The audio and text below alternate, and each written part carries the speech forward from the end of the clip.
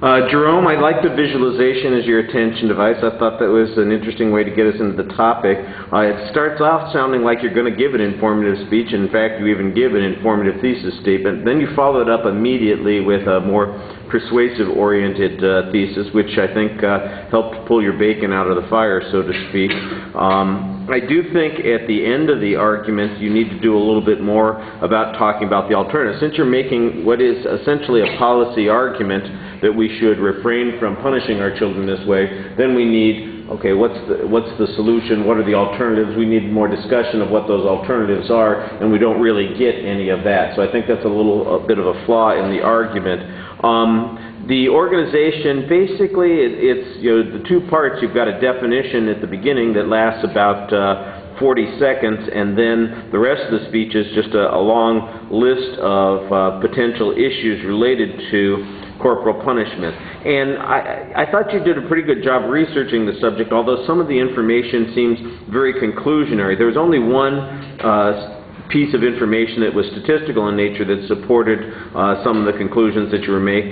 Sometimes we had some authorities that you were quoting, and I always appreciate when you cite the authorities because it gives your analysis a little bit more gravitas. It's a little bit more believable. But for example, there's a claim about resentment and fear against the adults that's largely asserted. There's a link to child abuse that's largely asserted and hypothetical in nature. We don't have any statistical evidence to back that up. If 90% of parents beat their kids, or I should say use corporal punishment, that sort of thing, that would make it seem like then we'd have 90% of kids are abused by their parents too subsequently. And I know that the numbers are not that way. So I think you're making a big inference here. There could be a relationship, and I think there's an explanation about what that relationship is, but how likely it is, how credible it is, I think that's one of those things that, again, gets a little underdeveloped. On the presentation, I thought your voice was fine, that you projected pretty well.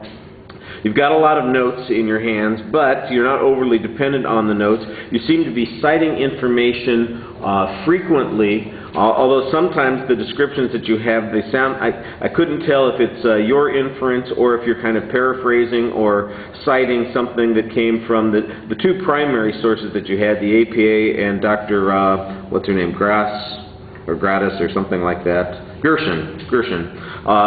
Those were good sources, but like I said, I'm not sure if some of the information that you're presenting is a summary of their theory, and therefore we're not getting the authority support on that. In other words, it's you saying this and there's no source citation, or if it's they're saying it but you're not citing the source and now it's leaking information. It's not really an original argument. Gesundheit. Swine flu on that side of the room. Okay.